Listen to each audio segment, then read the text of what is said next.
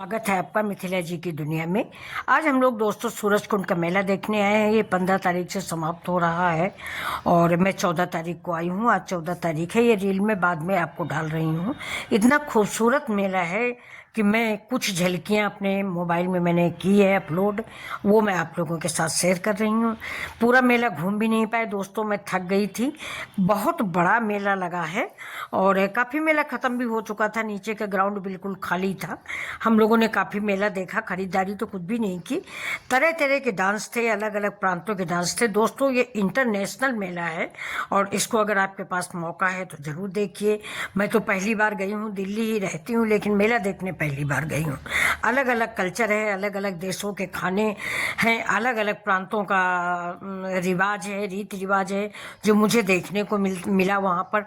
बांस के झाले बाले कान में पहनने वाले इतने सुंदर सुंदर के जी चाह रहा था सभी खरीद लूँ, लेकिन खरीदारी तो दोस्तों मैंने कुछ भी नहीं की। देखिए ये राजस्थान का स्टाइल था, इसमें देखिए लड़कियों ने भी डांस किया।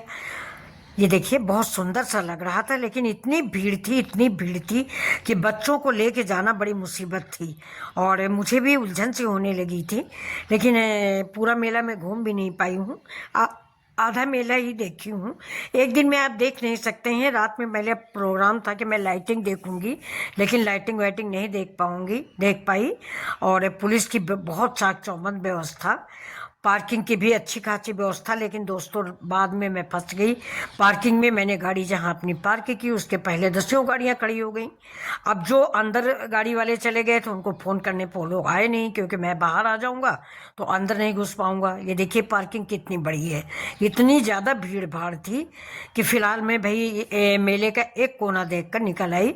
लेकिन आप लोग, ये हर साल मेला लगता है, तो आप लोगों से मेरी एक रिक्वेस्ट है कि ज़रूर देखें, बच्चों के साथ एंजॉय करें। अच्छे अच्छे सामान भी हैं जिसकी खरीदारी कर सकते हैं, लेकिन मुझे थोड़ा सा कुछ कॉस्टली लगा। ऐसा नहीं लगा कि दिल्ली के आम मार्केट, सरोजनी नगर, लाजपत नगर, इन सब मार्केटों से यहाँ सामान सस्ता है, ऐसा मुझे नहीं लगा। मैंने फ्लावर की कुछ स्टिकें खरीदनी चाहिए थी, लेकिन 100 रुपये से नीचे कोई स्टिक नहीं थी जो पार्ट में लगाई जाती हैं, लंबी वाली स्टिकें। तो समझ थोड़ा सा कम आया, मैंने नहीं लिया फ़िलहाल। और वहाँ से लेके आना भी, उस भीड़ में निकलना बहुत मुश्किल था कि मैं ज़्यादा सामान खरीद लूँ, इसके बाद मैं उस भीड़ से निकल के अपनी पार्किंग वाली गाड़ी तक आ सकूँ। ऐसे भी लोग बहुत थे जो पैसे दे लेते थे और अपने साथ फ़ोटो खिंचाना बच्चों को अलाउ करते थे। तो ये मतलब अपना अपना रूप रखे बैठे थे और होली के बहुत सारा गीत संगीत हो रहा था। इसके बाद फिर हम लोग मेला देखते देखते थक गए दोस्तों, तो हम लोगों ने खाना भी खाया। स्टॉल भी बहुत सारे लगे थे, राजस्थानी स्टॉल में पहले हम लोग गए थे, तो वहाँ पे मेरा बाटी चोखा खाने का मन था, लेकिन दाल बाटी चूरमा था जो उनकी फेमस डिश है, तो मैंने नहीं लिया है।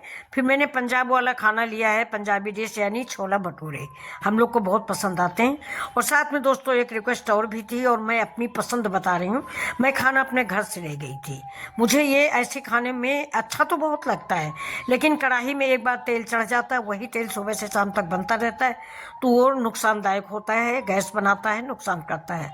तो मेरी तो सलाह आपसे यही है कि जहाँ तक हो सके घर से खाना ले जाए। थोड़ा बहुत ले लें, इंजॉय कर लें, ऐसी बात नहीं है। मैंने भी कुल एक भटूरा लिया था, एक प्लेट छोला लिया था और थोड़ा अचार उचार ले लिया था। बाकी मैं अपने घर से रोटी ले गई थी, आलू सोया का साग ले गई थी और मिर्च का अचार ले गई थी। उसी को हमने खाया और इन्जॉय किया। मेरे साथ जो ड्राइवर वाइवर थे उन्होंने अपना छोला भटूरा खा लिया था। छोला भटूरा उसी तेल में बार बार बन रहा था, मेरी भी तबीयत ठीक नहीं रहती इसलिए मैंने नहीं खाया। थोड़ा बहुत इन्जॉय करिए, जैसे बम्बई का मिसेल मिल रहा था, बहुत अच्छा, मुझे बहुत अच्छा लगा। लेकिन मैंने फिर भी लिया नहीं है, खाली देखने में ही अच्छा लगा। बच्चों ने खाया, मैंने नहीं खाया है। आप लोग एंजॉय कीजिए।